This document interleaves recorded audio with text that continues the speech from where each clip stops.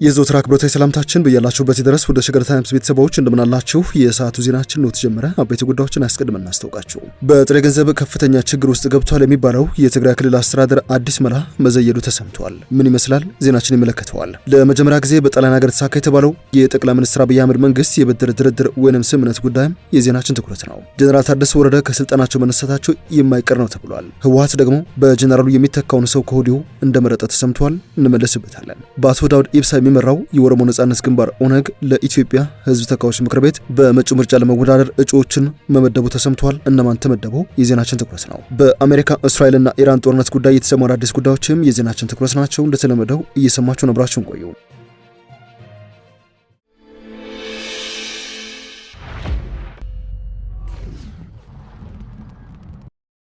ወደ ቀዳሚ ጉዳያችን እናምራ። ጥሬ ገንዘብ በከፍተኛ መጠን እንደተቸገረ የሚነገርለት የትግራይ ክልል አስተዳደር አዲስ መራ እንደዘየደ ተሰምቷል። በጥሬ ገንዘብ እጥረት ምክንያት የሚፈጠረውን መጉላላት ለመቀነስ የኦንላይን ትኬት ሽያጭ መጀመሩን የትግራይ ክልል ትራንስፖርት ቢሮ አስታውቋል። በክልሉ የሚገኙ ባንኮች በቀን ውስጥ ወጪ ማድረግ የሚቻለው የጥሬ ገንዘብ በመጠን አነስተኛ በመሆኑ ምክንያት ነው የሚፈጠረውን የተጓዦች አገልግሎት ለመቀነስ በ44 መናኸሪያዎች የኦንላይን ትኬት ሽያጭ መጀመሩን የትግራይ ክልል ትራንስፖርት ቢሮ ያስታወቀው። የትግራይ ክልል ጊዜያዊ አስተዳደር ትራንስፖርት ቢሮ ምክትል ኃላፊ የሆኑት አቶ አባዲ ቡላ እንደገለጹት በክልሉ ከፍተኛ የጥሬ ገንዘብ እጥረት በመኖሩና ነዋሪዎች በገንዘብ እጥረት ምክንያት መጓጓዝ ባለመቻላቸው ቢሮው በሁሉ መናኸሪያዎች የኦንላይን ትኬት ሽያጭ እንዲፈጸም መመሪያ ተሰጥቷል። አሁን ባለው ነባራዊ ሁኔታ በ2014 እና 2015 ዓ.ም ከነበረው ቀውስ ጋር ተመሳሳይ መሆኑን የገለጹት ኃላፊው አዲስ ስርዓት የሀገር አቋራጭ አሽከርካሪዎችና ተጓዦች ከወረቀት ንክኪ ነጻ የሆነ አገልግሎት በመስጠት ለእንግልቶች እንዳዳረጉ አስተዋጽኦ ይኖረዋል ተብሎ ተስፋ ተጥሎበታል ነው ያሉት። ቢሮው የትራንስፖርት ስርዓቱን ሙሉ በሙሉ ወደ ዲጂታል ለማሸጋገርም እየሰራ እንደሆነ ነው የተጠቆመው። ከዚህ ጋር በተያያዘ ጀነራል ታደሰ ወረደ ከስልጣናቸው መነሳታቸው የማይቀር ነው ብሏል። ህወሓትም ከወዲሁ ተተኪውን እንደመረጠ ተሰምቷል። የትግራይ ክልል ጊዜያዊ አስተዳደር ፕሬዝዳንት ሌተናንት ጀነራል ታደሰ ወረደ ከ22 ቀናት በኋላ ስልጣናቸው በይፋ ያበቃል ነው የተባለው። የስልጣን ጊዜያቸው ሲያበቃ የሚተካቸው ፕሬዝዳንት በህወሓት ተመደበው እየተጠባበቀ ይገኛል ብለዋል ምንጮች። የጊዜያዊ አስተዳደሩ ምክትል ፕሬዝዳንትና የህወሓት ምክትል ሊቀመንበር የሆኑት አማኑኤል አሰፋ በጀነራሉ ይተካሉ የተባሉ አዲሱ እጩ ስለመሆናቸው ተሰምተዋል። አቶ አማኑኤል እጩነታቸው በህወሓት ቀርበው 9 አባላት ባሉት የካውንስል ስራ አስፈጻሚ ውስጥም በ8ቱ ይሁንታ እንደተሰጣቸው አረጋግጠናል ብለዋል። አዲሱ ፕሬዝዳንት እጅግ የተገደበ ስልጣን እንደሚኖራቸው የጠቆሙት እነዚህ የትግራይ ክልል የመረጃ ምንጮች በዶክተር ደብረጽዮን ሰብሳቢነት የሚመራውና የተለያዩ ኮሚቴዎችን በስሩ ያዋቅሯል የሚባለው የካውንስሉ ስራ አስፈጻሚ የስልጣን ኃላፊነቶች ጠቅልሎ እንደሚይዝ በማውሳት ፕሬዝዳንቱ ከህዝብ መሰረታዊ አገልግሎቶች ጋር የተገናኙ ዕለት ተዕለት ተግባራትን ከማከናወን በዘለለ ይህን የሚባል የመወሰን ሚና አይኖረም ሲሉ ስለመናገራቸው አውራምባ ታይምስ ዘግቧል። በአንድ መንግስት ውስጥ እጅግ ወሳኝ የሚባሉ እንደ ጸጥታ፣ ፖለቲካና ኢኮኖሚን የመሳሰሉ ክላስተሮች ካውንስሉ ቀደም ብሎ በመደባቸው ኮሚቴዎች አማካኝነት እንደሚመሩ ዝግጅቱ አልቋል ነው የተባለው። የእነዚህ ኮሚቴ አስተባባሪዎችም የስራ አፈጻጸም ሪፖርታቸውን የሚያቀርቡት ለካውንስሉ ሰብሳቢ ዶክተር ደብረጽዮን እንጂ ለሚመደቡት አዲሱ ጊዜያዊ አስተዳደር ፕሬዝዳንት አለመሆኑ የተሰማ ሲሆን በጀነራል ታደሰ ወረደ ምትክ እንደሚሾሙ የሚጠበቁት አዲሱ እጩም በዚህ አግባብ ኃላፊነቱን ለመረከብ ወስኗል ነው የተባለው። የጀነራል ታደሰ ስልጣን ዘመን ከማብቃቱ ከአንድ ወር በፊት ጀነራሉ መልቀቂያ እንዲያስገቡና አቶ አማኑኤል አሰፋ ቀደም ብለው ይህንኑ ስልጣን እንዲረከቡ ታስቦ እንደነበረ ዘገባው አውስተዋል። ነገር ግን ጀነራል ታደሰ የአይነቱን ክብረ ነክ አካሄድ አቁም ብለው ለህወሓቱ ሊቀመንበር ደብረጽዮን ገብረ ሚካኤል ማስጠንቀቂያ መላካቸውን ተከትሎ አማኑኤል አሰፋ እስከ መጋቢት 30 ቀን 2018 በትዕግስት መጠበቅ ግድ እንደሆነባቸው ይፋ አድርጓል። የኢትዮጵያ ፌዴራል መንግስት በፕሪቶሪያው ስምምነት መሰረት ለትግራይ ክልል ፕሬዝዳንት የመሾም ስልጣን አለው። መንግስት በዚህ አዲስ ምደባ የሚኖረው አቋም ምን እንደሆነ እስካሁን ፍንጭ አልተገኘም ነው የተባለው። ነገር ግን እጩ አቶ አማኑኤል አሰፋ በተገባደደው ሳምንት አጋማሽ አዲስ አበባ ባሉ ባለሀብቶች አማካኝነት ከጠቅላይ ሚኒስትሩ የቅርብ ሰዎች ጋር ሚስጥራዊ ውይይት ማድረጋቸውን ለባለሀብቶቹ ቅርብ የሆኑ ምንጮች ነግረውኛል ባይ ነው ዘገባው። አቶ አማኑኤል ይህን ምስጢራዊ ግንኙነት ያደረጉት ከህወሓት ጓዶቻቸው ጋር ተመካክረው ይሁን አይሁን እስካሁን ግልጽ መረጃ አልወጣም ብለዋል።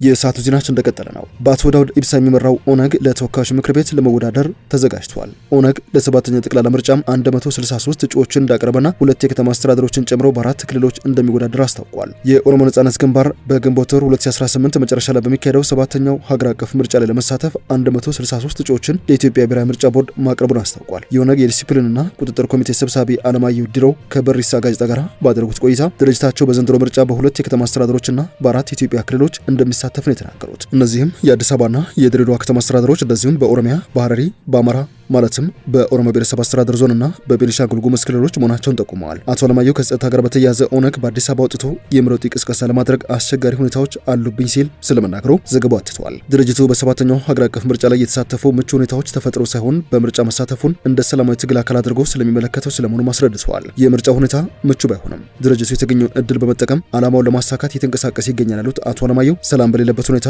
ምርጫ ማካሄድ ህዝብን በአግባቡ የሚወክል መንግስት ለመመስረት አመች እንዳልሆነም ነው የጠቆሙት። በዚህ መነሻ ኦነግ 7ኛው ሀገር አቀፍ ምርጫ ከመካሄዱ በፊት ጦርነት ቆሞ ሰላም ሊሰፍን ይገባል የሚል እምነት እንዳለው መግለጻቸውን የኢትዮጵያ ፕሬስ ድርጅት ዘግቧል። ወደ ሌላኛ ጉዳያችን እናምራ። ለመጀመሪያ ጊዜ የተሳካ የተባለው የብድር ድርድር ስምምነት ኢትዮጵያና ጣሊያን በቡድን 20 የጋራ ብድር ማሻሻያ ማዕቀፍ ወይም ኮመን ፍሬምወርክ መሰረት የሁለትዮሽ የዕዳ ሽግሽግ ስምምነት ተፈራርመዋል። ይህ ስምምነት ኢትዮጵያ የውጭ ዕዳ ጫናዋን ለመቅረፍና ኢኮኖሚያን ለማረጋጋት ለምታደርገው ጥረት ወሳኝ እርምጃ ነው ተብሏል። መጋቢት 9 ቀን 2018 በመንግስት ዕዳ በዳሪዎች ኮሚቴ ማሻሻያ ሂደት አማካኝነት የተፈረመው ስምምነት በገንዘብ ሚኒስትሩ አቶ አህመድ ሺዴና በጣሊያን የኢኮኖሚና የፋይናንስ ሚኒስትር ጂያንካርሎ ጆርጌቴ መካከል የተፈረመ ሲሆን በሁለቱ ሀገራት መካከል ያለውን ሰፊ የኢኮኖሚ ትብብር የሚያጠናክር ነው ተብሏል። የገንዘብ ሚኒስቴር ባወጣው መግለጫ ስምምነቱን ለኢትዮጵያ ኢኮኖሚ ማገገሚያ ጥረት ትልቅ ምዕራፍ ሲል የገለጸው ሲሆን ይህ በሐምሌ ወር 2017 የተደረሰውን የመግባቢያ ሰነድ ተከትሎ ለተደረገው ድርድር ስኬት የጣሊያን ገንቢ ተሳትፎና አመራር ከፍተኛ ሚና እንደነበረው ጠቅሷል። ሚኒስትሩ አክሎም ስምምነቱ የሀገሪቱን ኢኮኖሚ ማረጋጋት ለማምጣት የኢንቨስትመንት ከባቢ ለማሻሻልና ሁሉን አቀፍ እድገትን ለመደገፍ ከሚከናወነው የማክሮ ኢኮኖሚ ማሻሻያ አጀንዳ ጋር የተጣጣመ ስለመሆኑ ገልጸዋል። ከጣሊያን ጋር የተደረሰው ይህ ስምምነት ከሌሎች የሁለትዮሽ አበዳሪዎች ጋር የታየውን ተመሳሳይ መሻሻል ተከትሎ የመጣ ነው። ባለፈው የካቲት ወር ላይ ኢትዮጵያና ፈረንሳይ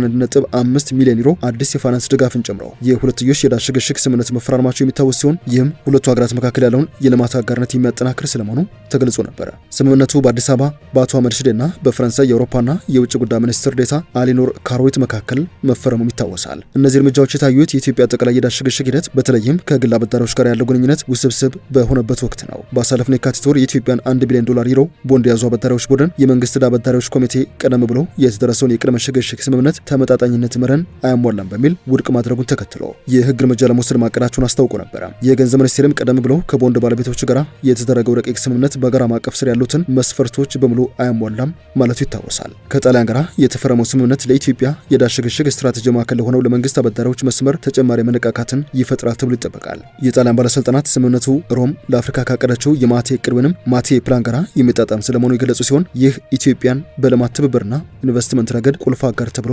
እንዳስቀመጧት ለማወቅ ተችሏል። ይኸው የፊርማ ስነ ስርዓት የተከናወነው አቶ አህመድ ሺዴ በሮም ከጣሊያን ውጭ ጉዳይና ዓለም አቀፍ ትብብር ምክትል ሚኒስትር ኤድሞንድ ሲሬሊ ጋር ከፍተኛ ውይይት ካደረጉ በኋላ ነው። እንደ ሚኒስትሩ መግለጫ ውይይቱ በኢኮኖሚ ትብብር፣ በግል ዘርፍ ኢንቨስትመንትና በቀጠና መረጋጋት ዙሪያ ያተኮረ ሲሆን ሁለቱም ወገኖች የቆየውን ግንኙነት ይበልጥ ለማጠናከር ያላቸውን ቁርጠኝነት አረጋግጠዋል። ሚኒስትሩ አክሎም ስምምነቱ ኢትዮጵያ ወደ ዘላቂ ኢኮኖሚ ማገገሚያ የምታደርገውን ጉዞ እየደገፉ በጋራ ተጠቃሚነት ላይ የተመሰረተ ትብብርን ለማሳደግ ያለውን የጋራ ቁርጠኝነት ያሳያል ብለዋል። ወደ ሰዓቱ ዜናችን የመጨረሻ ጉዳይ እናምራ። የአሊ ሪጃኒ ሞት በኢራን አመራር ውስጥ ያለውን ቀውስ እጅግ አባብሶታል እየተባለ ነው። የኢራኑን የጸጥታ ኃላፊ አሊ ላራጃኒን የገደለው የእስራኤል የአየር ጥቃት የሀገሪቱን ሪፐብሊክ ልምድ ካላቸውና ተጽዕኖ ፈጣሪ ፖሊሲ አውጪዎች መካከል አንዱን በአስቸጋሪ ወቅት ሀገሪቷ እንድታጣ አስገድደዋል። ላራጃኒ የጦር አዛዥ ባይሆኑም ነገር ግን የኢራንን ስትራቴጂካዊ ውሳኔዎች በመቅረጽ ረገድ ማዕከላዊ ሰው ነበረ። የጠቅላይ ብሔራዊ ደህንነት ምክር ቤት ጸሐፊ ሆነው በጦርነት በዲፕሎማሲና በብሔራዊ ደህንነት ላይ በሚደረጉ ውሳኔዎች ላይ ከፍተኛ ስልጣን ነበራቸው። በስርዓቱ ላይ በተለይም ኢራን ከአሜሪካና ከእስራኤል ጋር የነበራትን ግጭት በመቆጣጠር ረገድ ውሳኔ አሰጣጥ ላይ ተሳትፎ ያደርጉም ነበረ። በሳምንታት ጊዜ ውስጥ በርካታ የኢራን ከፍተኛ ባለስልጣናትና አዛዦች በተገደሉበት ሰፊ የጥቃት ዘመቻን ተከትሎ ላራጃኒ ሌላኛው አዲሱ ኢላማ ሆነዋል። ይህ እርምጃ በጦርነት ጊዜ የኢራን የአመራር መዋቅር ለማዳከም ቀጣይነት ያለው ጥረት እንደሚደረግ ይጠቁማል። ላራጃኒ በምዕራቡ ዓለም ላይ ጠንካራ አቋም ቢይዙም በኢራን ውስጥ ግን እንደ ፕራግማቲስት ይገለጹ ነበረ። ርዕዮተ ዓለም ታማኝነት ከቴክኖክራሲያዊ አካሄድ ጋር በማጣመርም ከንግግር ይልቅ የተሰላ ስትራቴጂን ይመርጡ እንደነበረ ይነገርላቸዋል። ለዚህም ነው የላራጃኒ ሞት በኢራን አመራር ውስጥ ያለውን ቀውስ እጅግ አባብሶታል ተብሎ እየተዘገበ የሚገኘው። ወደ ሸገር ታይምስ ቤተሰቦች የሰዓቱ ዜናችን በቃ። ስላደመጣችሁን አመሰገንን። በያላችሁበት ሰናይ ጊዜ ይሁንላችሁ።